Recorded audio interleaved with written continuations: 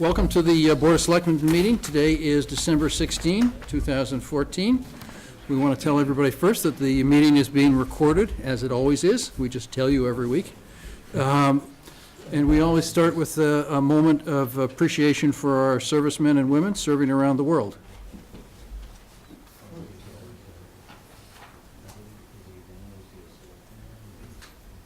Thank you. The Selectmen are going to meet at the in executive session, closed session, at the close of business for the purpose of discussing pending litigation regarding Redgate Farm.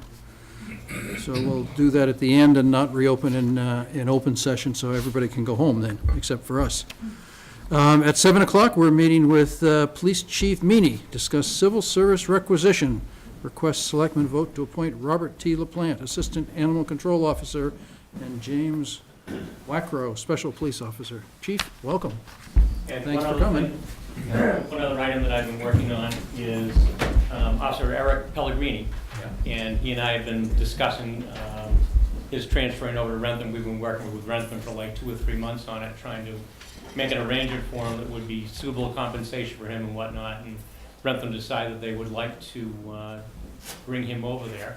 So, you know, it's a pretty significant loss for us. He's been a great patrol officer. He's he's one of our firearms instructors. He's also been part of the Metropolitan Law Enforcement Council. But as a person who also transferred and went afield and then returned home, it very often works very well. So this is going to be fine. We'll be a little tight for a bit, but we'll get that figured out too. Hate to step in the way of anyone who wants to, you know, move on. We just get so used to it that you don't move too much, but in the private business world, people make moves all the time. So I have that for your consideration, and I can leave, if you are so inclined to do that, I can leave the paperwork with Evelyn, and I can pick things up tomorrow. I don't need to do that tonight. That works okay with you folks. Okay. What a loss, what a great individual, what a great role model he does too. That's a big loss for Medfield. Well, the other thing he does, I don't know if you know this or not, but there's a self-defense class that is taught down the high school, and he actually does that. And some of the students made a presentation to us about a week ago on some initiatives they'd like to proceed with dating violence and whatnot, and how to end relationships and things of that nature amicably. And he was also part of that, and now we're gonna get involved and hopefully get the district attorney's office involved too. So, you know, he's made some wonderful contributions to us. So we'll get an officer to be named later from the other police department in exchange, or it's not like baseball? Major League Baseball, yes, yeah. So once his the date that I have as an effective date would be the 22nd of January, okay, 2015. And then the selectmen's meeting after that, I'll come up with. Okay. And we also have been bringing in some, so you'll know, applications and whatnot for various positions, and it's going fairly well. We're getting some very good qualified people. So, good. You know, it'll be a little bit of a change, but they'll make 4 offices, correct? Yeah, heading out. Yeah. Isn't there a 5th one on the way too? Yes, right. Yeah, when Steve Grover eventually is done with his surgery, he's out for about 4 to 6 months right now with shoulder surgery, and then he'll be departing because he'll be at his 65th birthday fairly soon. Wow. And that's mandatory retirement at age 65 in the police now? Find the door that says exit, make use of it, and do not let the door hit you in the backside on the way out. Police officers and firefighters. Generally, municipalities, I believe the state has a different arrangement. They can stay a bit longer. The state police used to be like 50 or 55, yes, didn't it? Absolutely correct. In uniform, you went out at 50. Out of uniform, you went out at 55. And that's changed now. They've extended that. When they combined the Metropolitan, the Capitol Police, the Registry Police, that did change. In case the chief thinks he's getting out early, you can file special legislation to allow him to stay long. Perfect. Like an ending date there, and serve at our discretion. Yeah, I'm sure there's some people that have figured out the date and have it marked in the calendar with happy notes all around it when he walks out the door. So I could I need to have you folks vote to allow that transfer to occur. Is there a motion to allow that transfer to occur the way the police chief has recommended? So move, Mr. Chairman. And I'll second that. Any further discussion? All in favor? Aye. Yep. And then the other item that Mr. Peterson already mentioned is Robert LaPlante becoming an assistant animal control officer, which would be very helpful for all of us and for Jenny. Yeah. Add a little bit more resources during the evenings and the weekends and the holidays.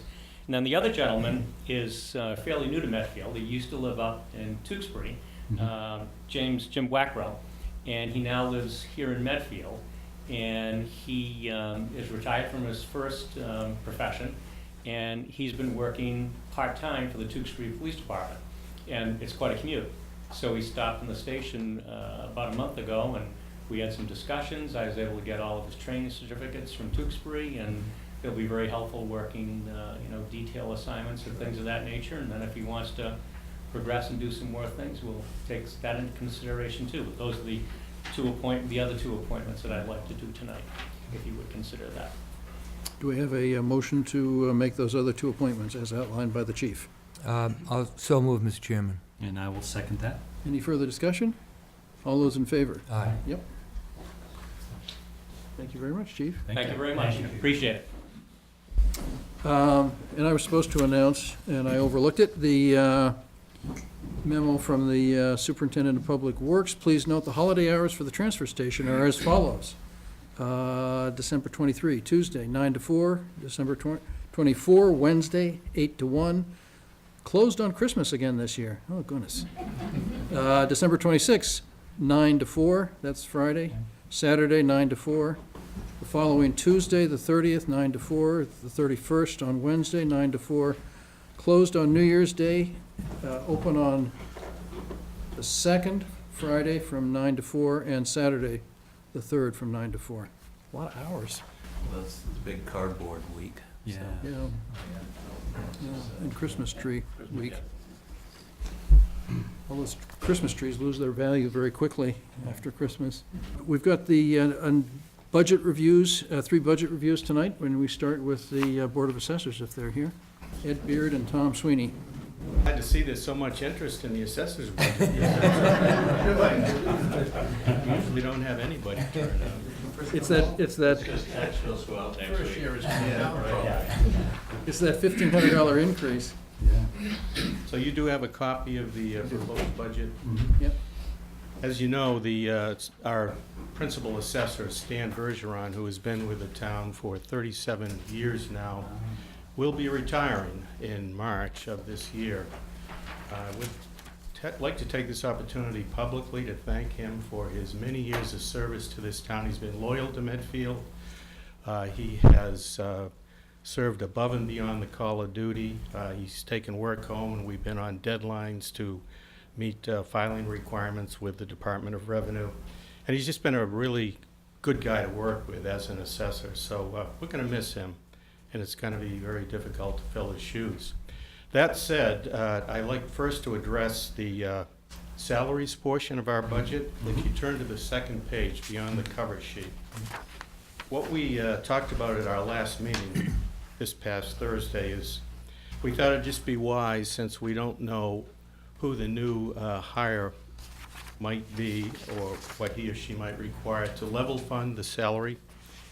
Keep it where Stan would have been had he gone for another year, absent the general salary increase, if any there be, and minus the 450 longevity application that he would have received had he stayed on.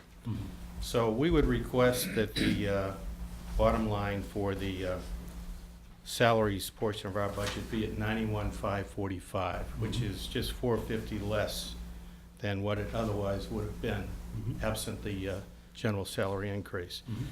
Then turning to the operation portion of the budget, as you know, we're pretty much bound to do what the Department of Revenue requires in order to have the tax rate approved.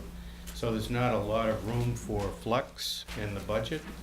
If you go down the column, you'll see only 3 changes that we're requesting, from $300 to $400 on dues and membership.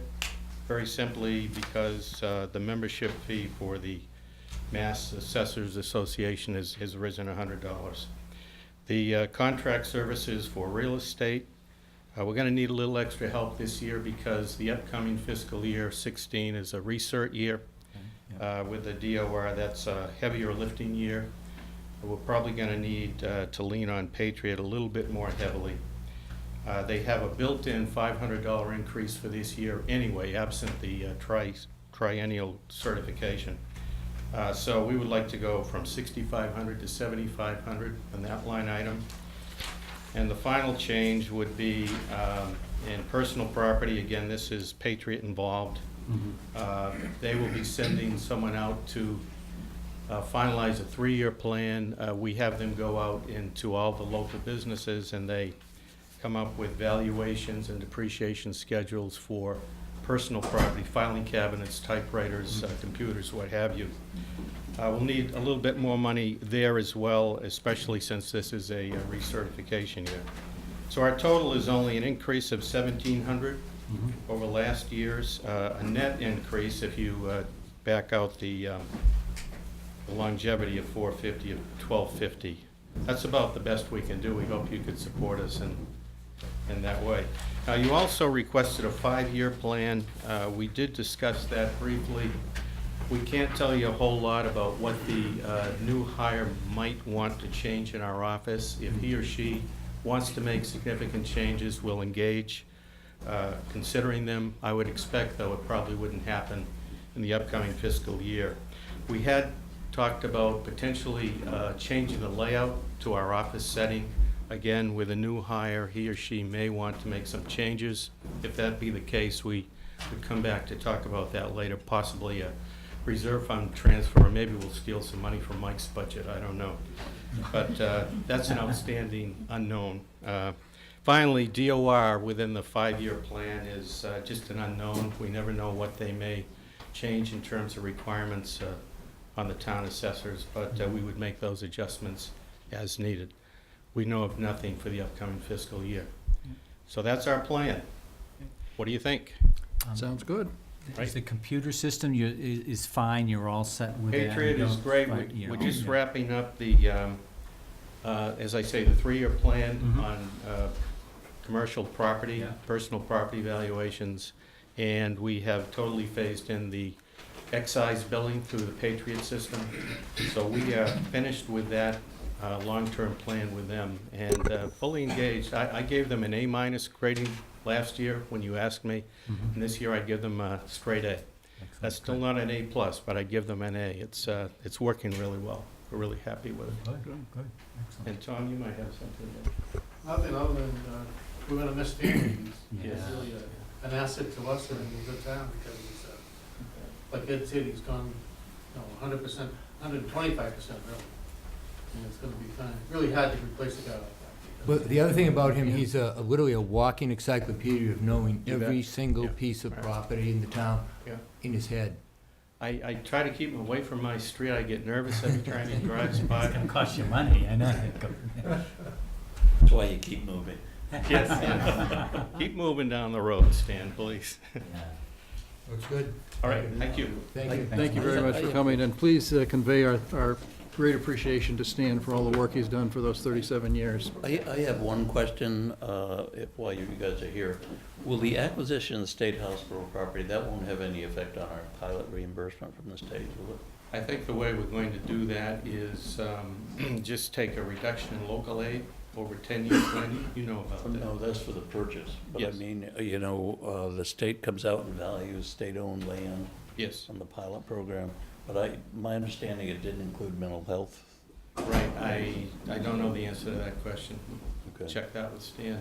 We need Stan. Thank you very much. Mike, do we have to hold up until 7:20 for these budget reviews, or can we just move ahead on all the No, budget as reviews? long as the department head's here, I think Okay. you can go ahead. It's not a public hearing. Ron is here, yep. Yep. Ron Griffin, our Veterans Agent, is going to give us his budgets. Veterans Service Department has been very, very busy, continues to get busy as more and more veterans in town and their spouses come for the first time to discuss various veteran issues. With regard to budget, most of the veteran assistance that I perform has no budget impact other than my salary. And even that may be questionable because I do a lot of my work outside of my normal town hall hours. For the most part, the benefits that I identify bring in money to the veterans or save veterans money. And that, in effect, gives more money into the community for them to spend. Now, that budget, which is really unmeasurable, easily now exceeds $1 million a year every year. But to talk to my budget, I've proposed a small budget increase to $51,253. The biggest budget item is for veterans benefits. This line item is for indigent veterans. I don't like to use that word, but there's a very small number of veterans in town. The number is less than 20. They're financially in trouble. I don't request an increase in the budget this year on that because some veterans come in and go out of the benefits. As much as I'm able to be successful in identifying other programs that will pay the benefits, then that effectively saves the town money. So I think the number coming in will beat the number going out. So I'm going to try to say no increase. So I just want to talk about a few of the qualifications for these veterans benefits. So typically these are seniors that have run out of money and they're on fixed income. And they've not only run out of money, they've run out of assets. Or there's a couple, there's living strictly on Social Security, one of them passes away. Now they're trying to live on one of those Social Security checks and it just isn't enough. So what the Massachusetts does is set a poverty level for a veteran's benefits. Now that poverty level is a little higher than the federal poverty level or the state poverty level.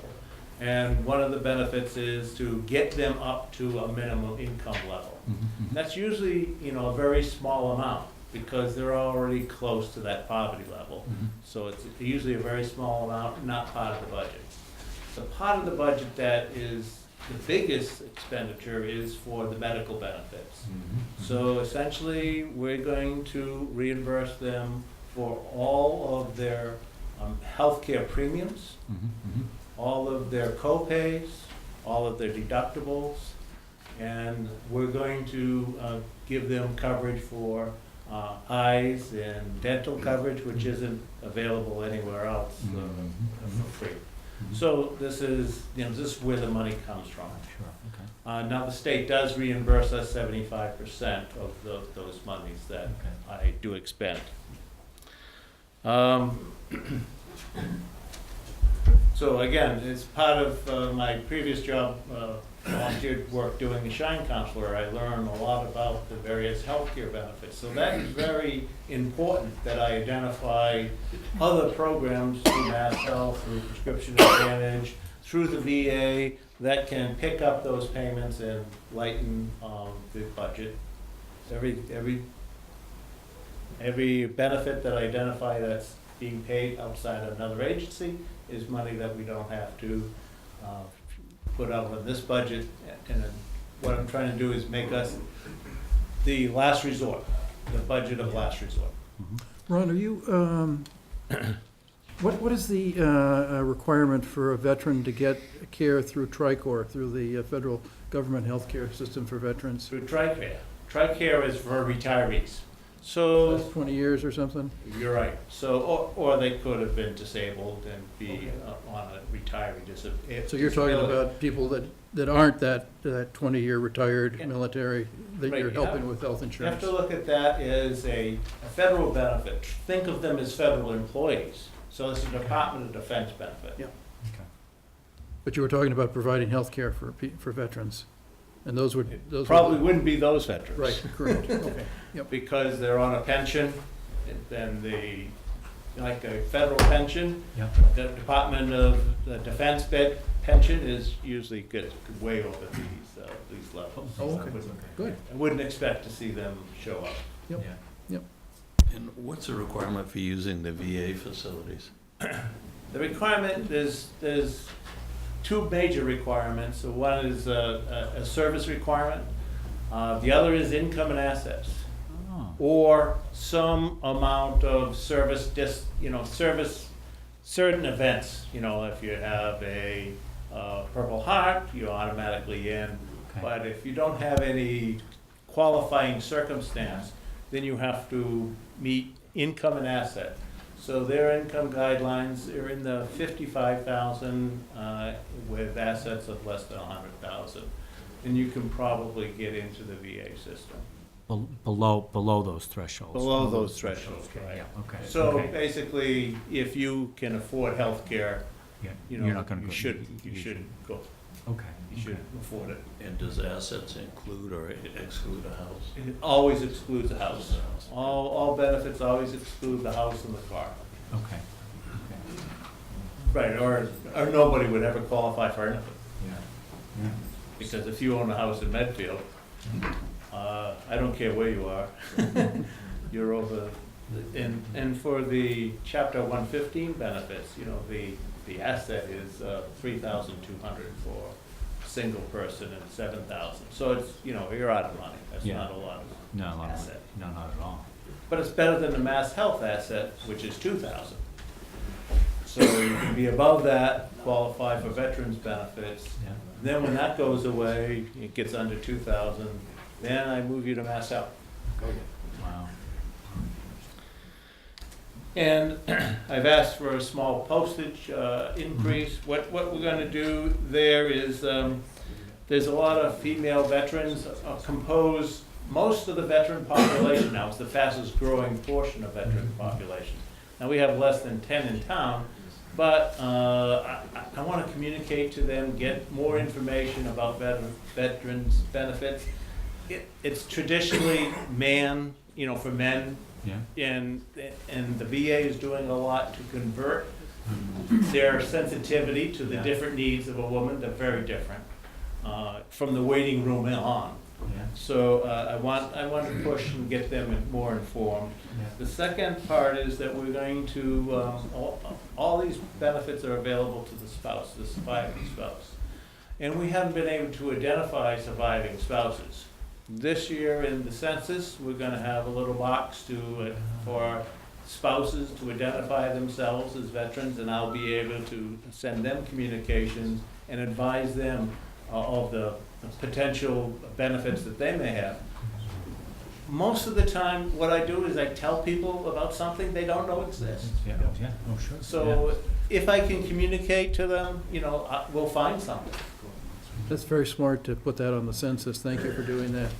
Yeah, it's a good idea. Well, have to thank Carol. She came up with, I kept pushing her, but, because you have to find a way to make it work. Yeah. Okay. And she did find a way to Good. make it work.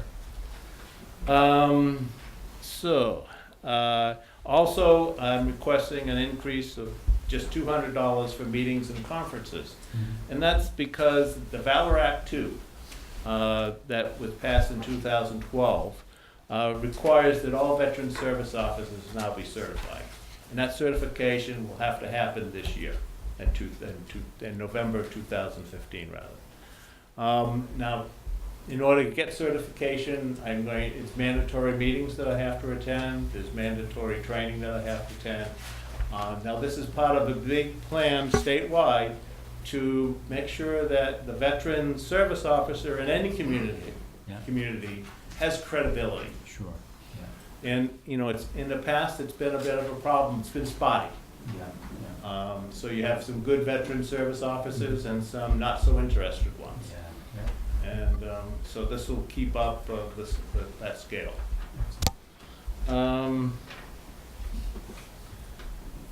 But it will probably also establish a classification for a veteran service officer for salary compensation as well. yeah. And Which we know probably is will coming, do yeah. that. That's coming. It's coming, The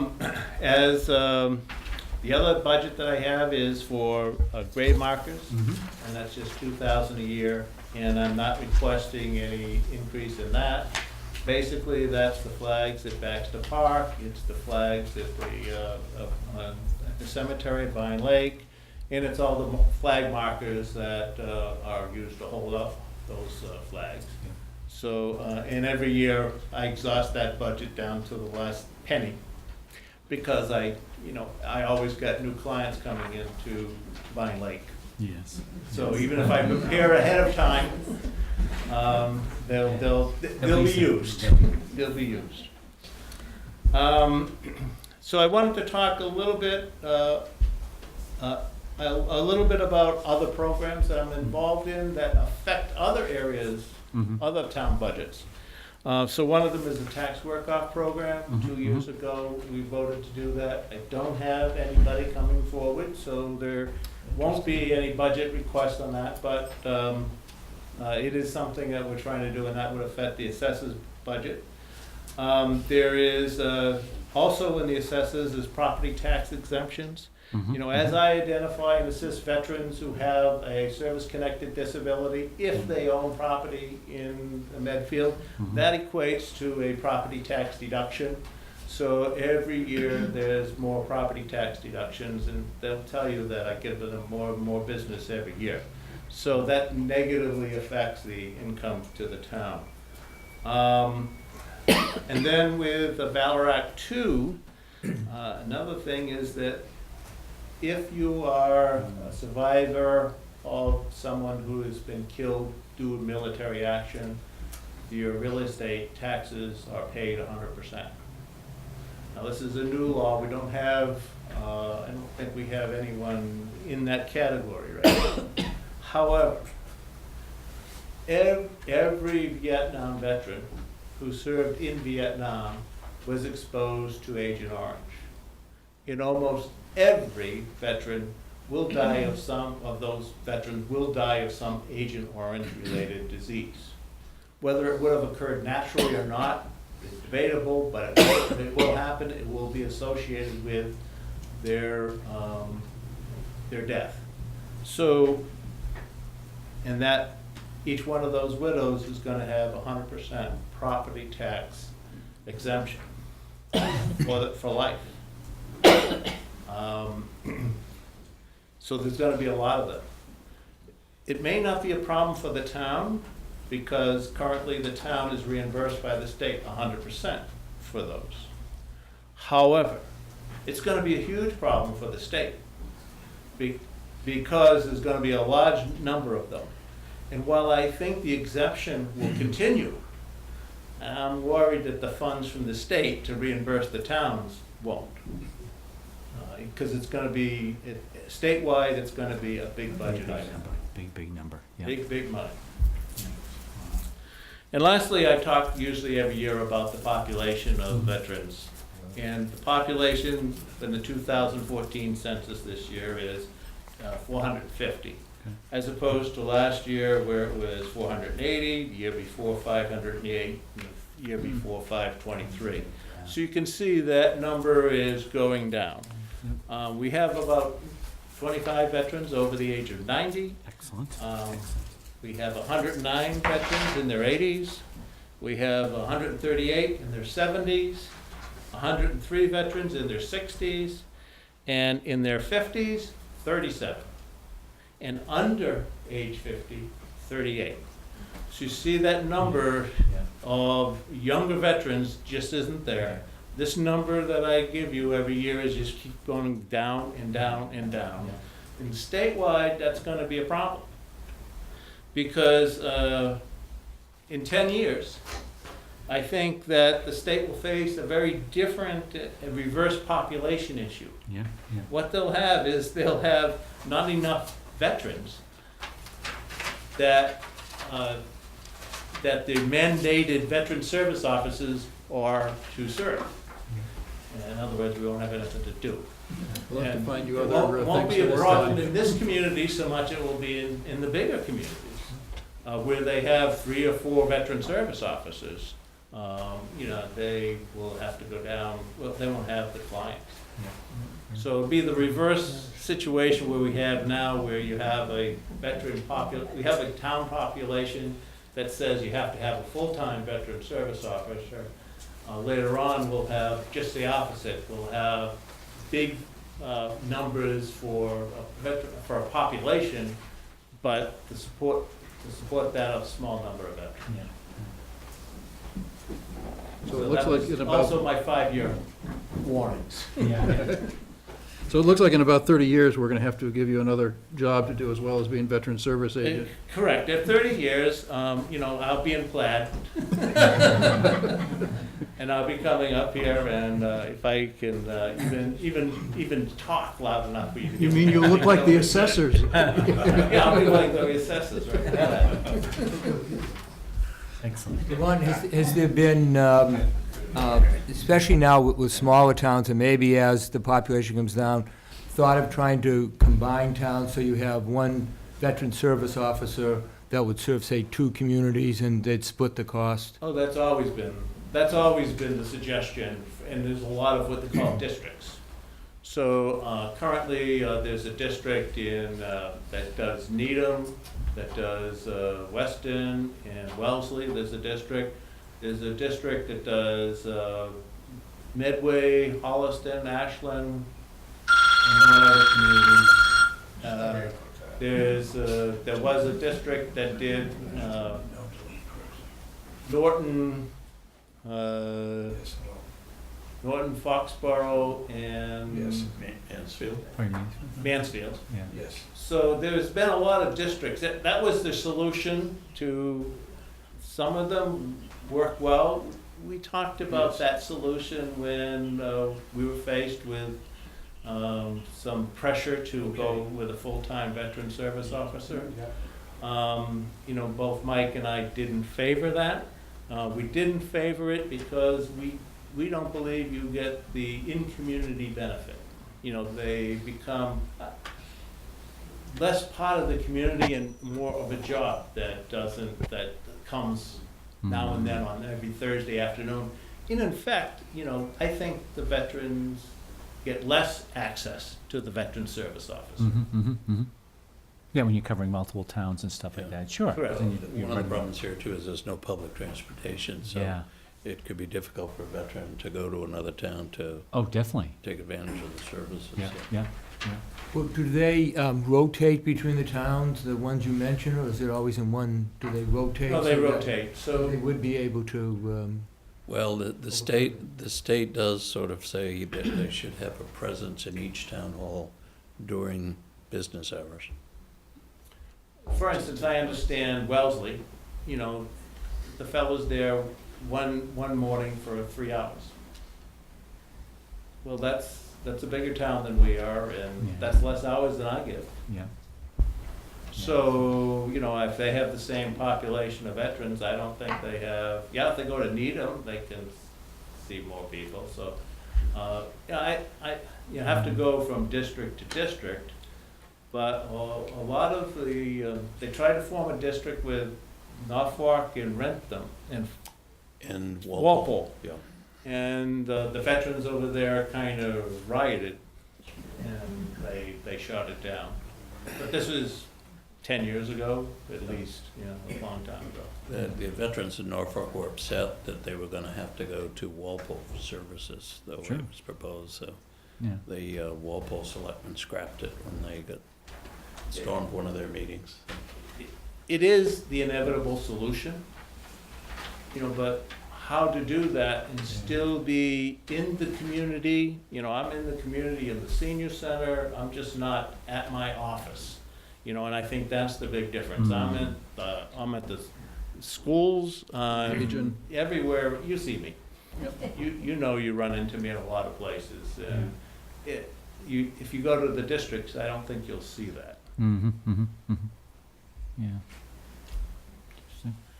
One of my favorite things was when was it the Vietnam Memorial that was being dedicated in front of the Blake Middle School? And It was. there was a celebration in the library after the meeting, and I was I was saying to Ron what a great idea it was of Nat Vaughn to have all the veterans go out to the classrooms afterwards.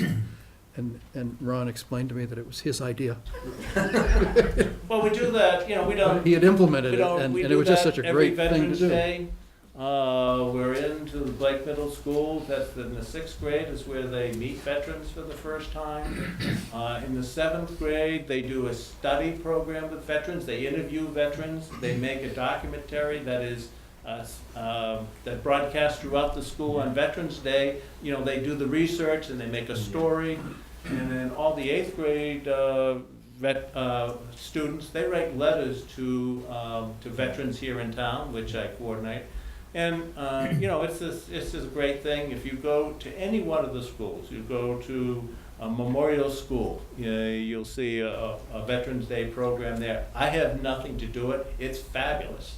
I've been to it, so I see what they do. It is fabulous. So every school has a program. You've seen the Warriors and Warriors Club at the high school. They serve breakfast at the senior center on Veterans Day to our veterans. They're now working with the NEEDS program, which is dogs that help veterans with disabilities. Like the old commercial on the TV where the dog goes to the refrigerator and gets a beer and bring it back. And I think it's more serious than that. It's more like, he drops his remote, he can't get it, Yeah. He's got the remote and he can sit there, watch TV, but if his remote drops out of him, the dog comes over, picks it up and hands it to him. Or mouths it to him, I guess. Well, you're clearly very active, Thank very you. busy, and we do see you around everywhere, and I thank you very much for all the Appreciate innovative and great work that you're doing for the veterans in town and for the town as a result, so thank you very much. Thanks, Ron. Very well. And can I just ask you one thing? We had the Medfield Foundation Angel run a couple Yes. Saturdays ago, and part of that focus has been to raise money for families in need in Medfield. And as I heard you talking about the veterans in need, you're aware of that, of those funds and how to get access to them, I hope? Yes, Don and I Yes, okay. talk a lot. Great. All right, thank you. Thanks, Ron. One quick question. A couple of years ago, the town started contributing for the food for the Memorial Day observances. And is that in the Memorial Day budget? Is that budgeted in there? No, that's not. Where's it budgeted? I don't know. Okay, well, we ought to take a look at that, and it seems to me it should be appropriate to, when that budget comes up for review, Okay. make sure there are funds included. Did we do it as a special article, do you remember?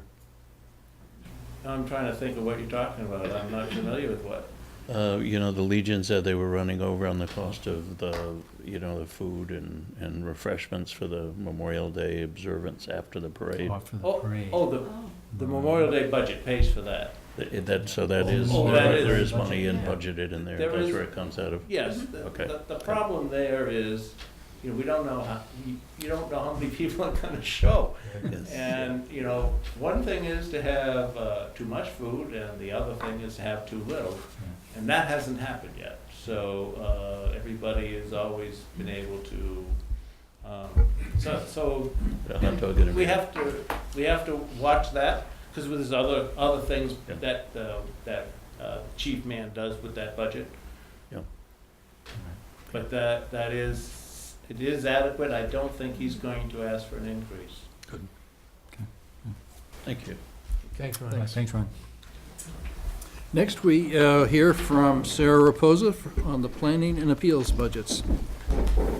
Thanks for coming, Sarah. This is actually the first time since I've been here that I've presented the budget, and probably because I've not requested any increases and not this year either, so capture me one of these days. So both planning board and ZBA have level funded budgets, but I just wanted to take a moment to talk about a couple issues that are in front of both of those boards. As far as the ZBA goes, as you know, Mr. Russ Hallisey resigned after several years on the board, and Douglas Boyer is currently an associate member, and the board would like to request that the Board of Selectmen appoint Mr. Boyer as a full member of the board, and then we'll have a vacant associate position available. Okay? And, So can we take care of that right away? if you wouldn't mind. Is there a motion to appoint Douglas Hoyer Boyer. With a B. as a full member of the ZBA? So moved. And I'll second that. Any further discussion? All in favor? Aye. Can I just quickly ask, how do we go about advertising for the associate member? What's the normal, let people in the community know that? Sure, I'm gonna actually put together sort of an advertisement that can be put out there. Most of the letters will come to the selectman's office, and it'll be an appointment through Okay. you. Okay, good. Planning board, Mhm. again, level funded budget. Planning board is a 5-member elected board. We met last night, they indicated that they wouldn't mind actually having an associate member for the first time in many years. So they'd also like to put out an advertisement for an For that, associate too. Oh, member excellent, good. for the planning board to get interested people on that, sort of a training session. Mhm. For the first time, maybe ever, is what I'm hearing from the board members, the planning board and the ZBA have been having joint work That's good. sessions to talk about overlapping common issues. They've had 3 so far, and they've been very productive. Yeah, some of the issues remain on the table. We're not able to come up with viable solutions Yeah. at this point, but at least they're getting discussed from both perspectives. Mhm. Planning has sort of a long-term view, and zoning is more reactionary, people looking for deviations from zoning Yeah. regulations. So they see more of the issues, current issues. Yep, yep. So some of those, we think there might be 4 warrant articles Okay. for town meeting amendments. Some that I think that the community will respond well to. Yeah. The ZBA sees a lot of what's called Section 6 findings. Basically, if a property has any pre-existing nonconformities and the Yeah. property owner wants to do something, an addition, a renovation that would change the footprint, Yeah. they need this Section 6 finding. And so one of the priorities is to go to town meeting to ask for the building commissioner to have the authority to make these findings Yeah. in his normal building permit review. It would save A lot up to of it. 4 months sometimes. Oh, really? So, Yeah, yeah, that's great. take a long time. And there's certain neighborhoods like Evergreen, Marlin, Blacksmith, that used to be 20,000 square foot and has been increased to 40,000 square foot lots. So every house in that subdivision is non-conforming and needs a finding every time they do anything. Yeah, Yeah. so, I guess, I don't have as much as, I mean, I could talk for a long time, but I don't think that you want to really hear about planning and zoning. The goals and objectives from the town planner, I emailed them to Evelyn this afternoon, but I don't think that they got in your packets. No. I actually wrote them in November, but I forgot to send them to you, so Okay. I apologize for that. Get to us. Basically, the 4 overarching objectives: provide professional, administrative, and technical planning services, improve development permitting processes, procedures, coordination, and communication, and then undertake strategic reuse plan of the state hospital, Mhm. and then update and coordinated implementation of a community-wide master plan pursuant to Mass General Law, Chapter 41, Section 81D. Yay! It's- Yep, so, you know, we have, if there are people in the community that are interested in working on a master plan with these requirements that is separate from, the hospital planning process, we'd like to get that going. The planning board talked about it last night, they're supportive of it. Good. And, they're actually supportive of many of these goals. They have a lot of projects. I'm also looking, I would love to get an intern to help me with scanning old subdivision plans and old cases. I did a lot of scanning of ZBA decisions. When I have time, I'll throw them through. But I'd like to make doing research a little bit easier. Norma was great. She saved everything. She had a wonderful record-keeping system. I just am not that familiar with it because sometimes it would be by street name or developer's name or applicant's name. So I'm kind of, moving through. If I could just scan them and then do word searches to be able to find the documents, be really helpful.